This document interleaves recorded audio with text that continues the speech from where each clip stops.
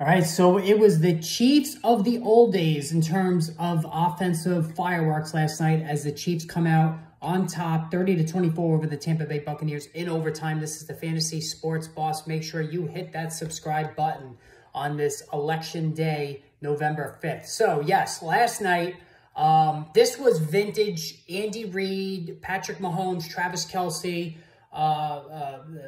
offensive, juggernaut that the Chiefs have been, for the better part of the last 5 years as they remain unbeaten. And the fantasy points were flowing from all directions. Tampa Bay as well. This was just a huge game for if you needed any points to come back and win your matchup this week. And we can start with Patrick Mahomes, who survived an ankle injury scare to go 34 of 44, 291, 3 passing touchdowns, no interceptions. He ran for 9 yards. So this was the Pat Mahomes we've been waiting all season for. So, last week he was good. He was good again this week. So we've had back-to-back weeks now, which coincides with the arrival of DeAndre Hopkins, where Mahomes has really taken off. And again, you could say it's too simplistic to say that Hopkins has opened up this offense, but the results are staggering. Look at Travis Kelce. Kelce last night, 14 catches for 100 yards.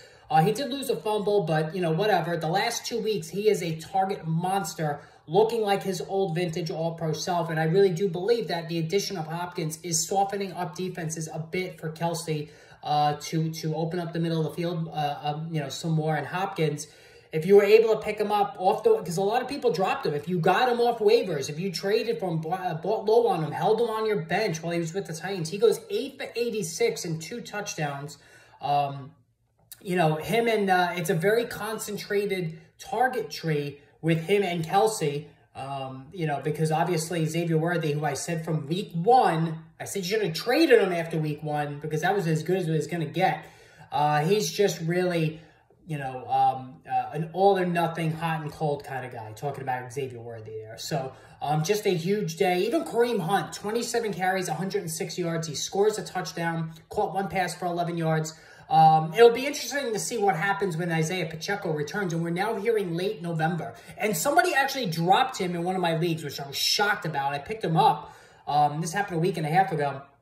The assumption was initially he was going to miss the rest of the season, but now it looks like possibly late November. But it will be interesting to see because Hunt's playing well, right? And, he's very... he's sort of workload dependent because the average is not great, but he's getting the job done, scoring touchdowns, and he's been another huge asset off the free agent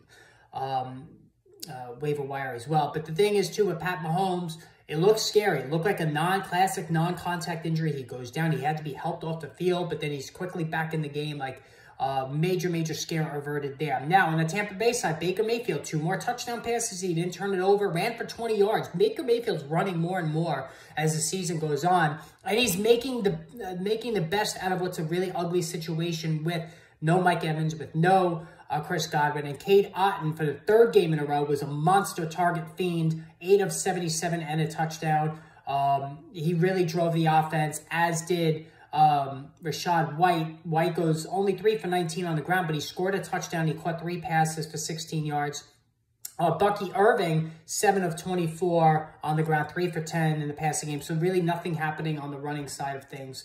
But Cade Otton, for as long as Evans is going to be out, because Godwin's out for the rest of the season, this is going to be a target-heavy tree for him that he's going to take advantage of. So let me know what you guys thought about these performances last night. Hit that subscribe button, and more videos will be coming soon.